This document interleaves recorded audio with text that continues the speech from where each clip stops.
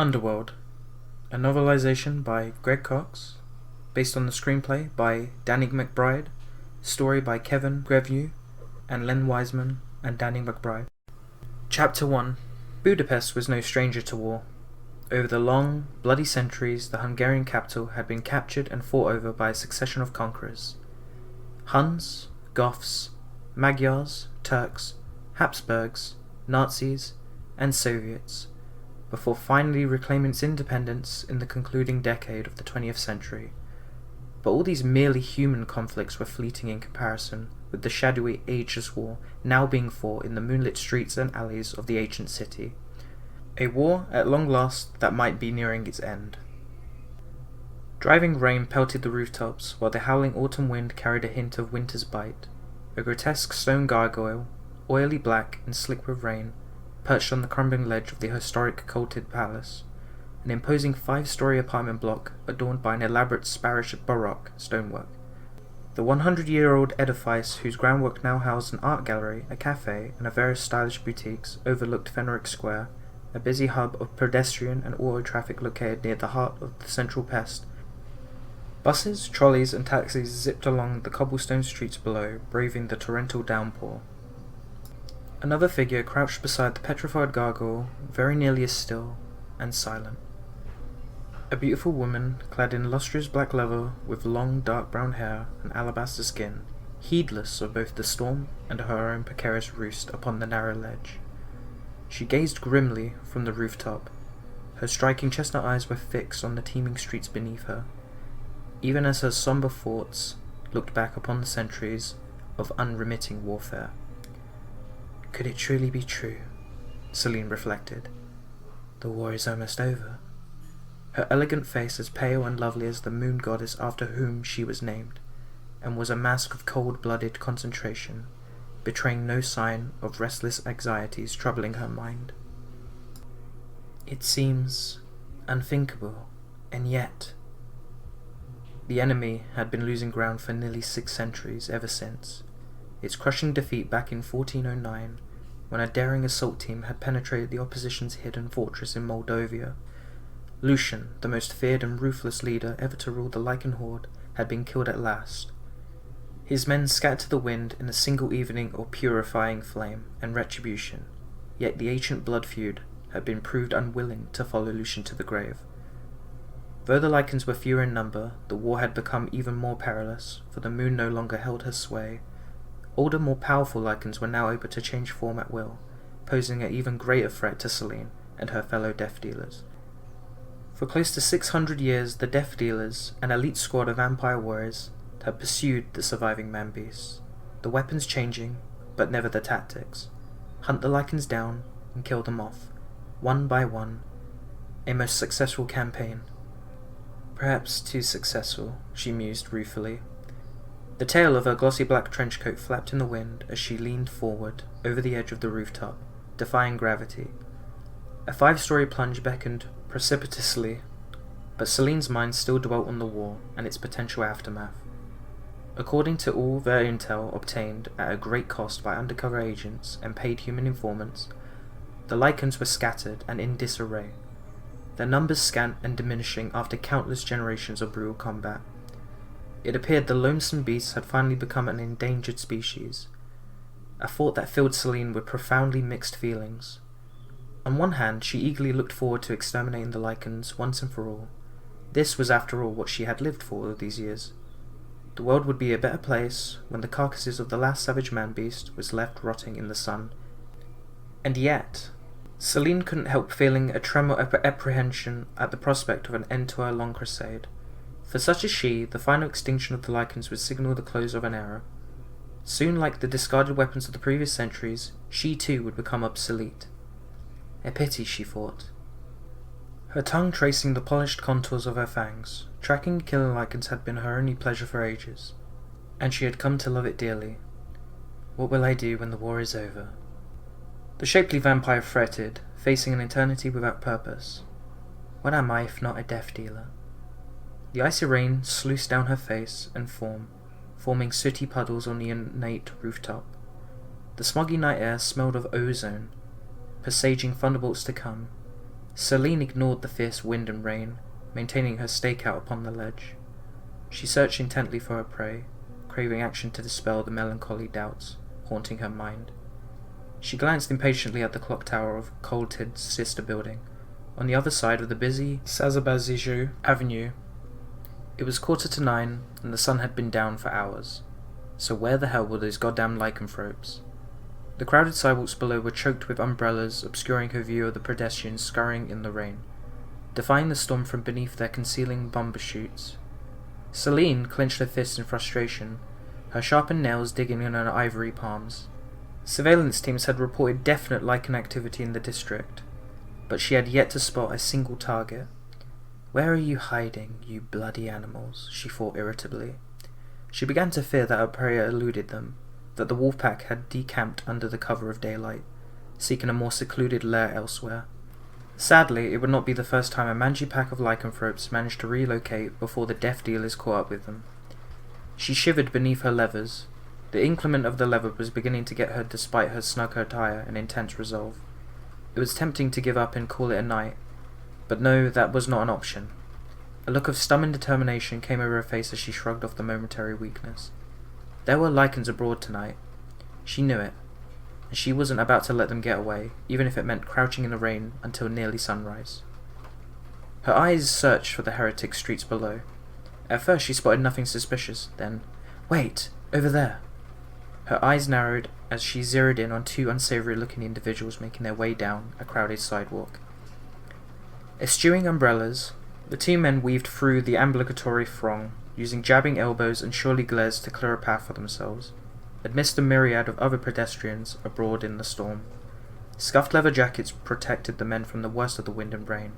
An angry hiss escaped Celine's pale red lips. Even in human form, the roving Lycans filled her veins with hatred and revulsion. Their present shape could not deceive her. She knew full well that two ruffians were not people at all, just filthy animals masquerading as men. She recognized them at once from their intel briefings. The larger lycanthrope, some 100+ kilos of barely contained murderous intent, was known as Rays. Some of the analysts back at the mansion maintained that the muscular black Lycan was now the alpha male of the Central European pack, while others speculated that some other Lycan, as yet unidentified, outranked even Rays. Either way, the bald-headed bruiser struck Celine as a formidable opponent. She looked forward to filling him full of silver. His companion, a smaller Lycan, maybe 80 kilos in weight, was obviously a lesser specimen.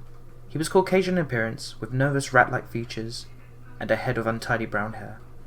Celine watched as Rays rudely shoved the other Lycan, whose name was reputedly Trix, out of his way as a bullying Lycan hurried down the congested sidewalk. Intent on the elders only knew the sort of barbaric mischief. Looking past the two Lycans, trying to anticipate their destination, she found her eyes briefly snared by a good-looking young man trekking through the rain, about half a block ahead of Rays and Trix. Ruggedly handsome, with light brown hair and a disarmingly scruffy fringe of whiskers, he was dressed casually in a windbreaker, dark pants, and sneakers. No umbrella shielded his slender person from the storm, and he hurried east, with his hands cupped above his head. Something about his manner and bearing suggested to Celine that he was an attractive youth, was an American. She felt a twinge of regret that she couldn't get a closer look at his eyes. "Never mind that," she scolded herself harshly, appalled that she had allowed a human to distract her from her mission. However momentarily, this is no time for boy-watching. Even if there was a room in her life for romance, which there certainly was not, she was a soldier, not a dreamy-eyed maiden or a wanton seducer. Her immortality had been given over to crusade against the Lycans, and killing werewolves was the only passion she indulged in. And after the war? Once again her misgivings about the future intruded upon her consciousness, mixed with the tantalizing possibilities of brand new existence. What then? But first, she reminded herself, there were still battles to be won, and Lycans to be slain. Turning her attention back to Rays and Trix, Celine had looked up to see if her fellow warriors had detected the two Lycans as well. A smile of satisfaction lifted her lips. She saw that atop a neo-Gothic office building on the other side of the dingy alley, Rigel already had his digital camera out and was busily taking snapshots of the unsuspecting pair below them. I should have known better than to doubt his alertness, she thought, pleased by the dashing vampire's skill and professionalism. Rigel's serene, angelic expression belied by his effectiveness as a death dealer. He had killed more Lycans personally than Celine readily could recall. Like her, the other vampires were perched like a gargoyle above the streets. The yowling wind made it impossible for Serene to hear Rigel's camera at work, but she had no doubt that the expensive digital camera was clicking away as Rigel took advantage of his lofty vantage point to capture several candid photos of their foes. Examining the photos afterwards would help Celine confirm tonight's kills. Assuming the hunt went well, of course. She knew better than to underestimate their Lycan prey. Rigel lowered his camera, his surveillance work completed. Celine glimpsed his turquoise eyes shimmering in the moonlight. His slicked backed hair and refined Slavic features lent him an entirely unintentional resemblance to a young Bela Lugosi, back when the legendary movie Dracula was still a maintaining idol on the Hungarian stage. Rigel cocked his head like a bird of prey and peered across the lonely alley, separating the two buildings, awaiting Celine's signal to proceed. She didn't even bother to check on Nathaniel, confident that the third vampire was equally ready, just as the death dealer should be. Turning her gaze downward, she watched in silence as the two Lycans passed directly beneath her roost. They moved with deliberate purpose, seemingly unaware of the vampire's presence.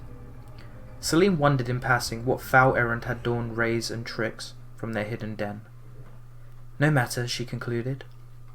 Tracking the disguised man-beast with hate-filled eyes, the very sight of the vile creatures made her deathless heart beat faster, provoking an instinctive urge to wipe the voracious beasts off the face of the earth. Long dead images flashed before her eyes. Twin girls, no more than 6 years old, screaming in mortal terror. An older girl, on the verge of womanhood, her throat savagely torn open. A silver-haired man in an antiquated attire, his skull cracked open to reveal the pulped grey matter of his brain. A cosy parlour, its sheltering walls liberally spattered with gore. Mutilated bodies and limbs, once belonging to deeply cherished souls, ripped asunder and cast aside like crimson flower petals. Unhealed wounds bled afresh deep within Celine's core. Her fingers rested on the cold metal grips of her twin automatic pistols, holstered beneath her trench coat, and she glared in silent fury at Rays and his skulking accomplice. The Lycan's intentions were no consequence tonight, she resolved. Their plans were about to be cancelled, permanently. More than 20 meters below, Celine's quarry loped down the block. They splashed carelessly through the greasy puddles as they elbowed their way east into the Fenric Square. Holding her breath in anticipation, she waited a beat, then flashed a silent hand signal to her waiting comrades in arms. Without a moment's qualm, she stepped confidently off the edge. Like a leather-clad spectre, she plummeted a full 5 stories towards the stony, unyielding floor of the alley. The death-defying fall almost certainly would have killed a mortal woman, or at very least left her broken and bleeding upon the pavement. Yet Celine landed with the nimble elegance of a jaguar, so inhumanly smooth and graceful that she appeared to be striding briskly away before her black leather boots even touched down upon the rain-swept cobblestones. She was thankful that the punishing weather had cleared the particular side of the street of humanity. Unlike the bruiser thoroughfares nearby, no startled eyes, humans or otherwise, witnessed Celine's preternatural descent or heard the stealthy rustle of wet leather that heralded Rigel's appearance from around the corner. Celine acknowledged the other vampire's presence with the merest of nod of her head, then looked up as Nathaniel, a pale-skinned apparition with a mane of flowing black hair, dropped onto the cobblestones from above, falling in behind the other 2 death dealers, a trio of steely-eyed killers, more superlatively lethal than any mere human assassins. Celine and her deadlier comrades melted into the crowd on the Századbizső Avenue, remaining far less conspicuous than their more ill-mannered prey. They expertly shadowed the 2 Lycans, neither of whom displayed any sign that they were aware of their pursuers. Just as it should be, Celine thought, smiling in expectation of the slaughter to come. The comforting weight of her 9mm Beretta pistol rested securely against her hips. The bustling city square, packed with innocent human bystanders, was obviously no place to stand in ambush, but she felt positive that an ideal opportunity would present itself. If they just followed the Lycans long enough, with any luck, they'll be dead before they even know they're under attack. Downtown Pest, as opposed to the palatial Buda on the other side of the Danube, was a thriving urban centre equipped with all the amenities of modern life. Smoky espresso bars and internet cafes looked onto the Fenric Square, and named after an 18th century Transylvanian prince. Bright yellow boxes housing a state-of-the-art computer terminals squatted on the street corners, providing automated information and directions for both tourists and residents alike. The high-tech guides coexisted with red public postboxes and closely monitored parking meters. Celine saw Ray's furtively glance back over his shoulder and ducked behind the welcome cover of a tall green telephone box. Lucky, the wearer of Lycan didn't seem to have spotted her, and promptly continued on his way. A lighted sign flaunting a large blue M against a white background caught her eye. From the looks of it, Rays and Trix were navigating towards the sign, which indicated an entrance to a metro station beneath the square. Of course, she realized. The prowling Lycans were doubtless heading for the Underground to catch the M3 line to parts unknown. This did not concern her overmuch. Having finally sighted 2 promising targets, she was hardly going to let them elude her so easily. Celine signalled to her companions, pointing them out at the metro station's assorted entrances and exits. The 3 vampires dispersed noisily, blending into the churning sea of umbrellas like ethereal beings composed of nothing but insubstantial shadows and rain.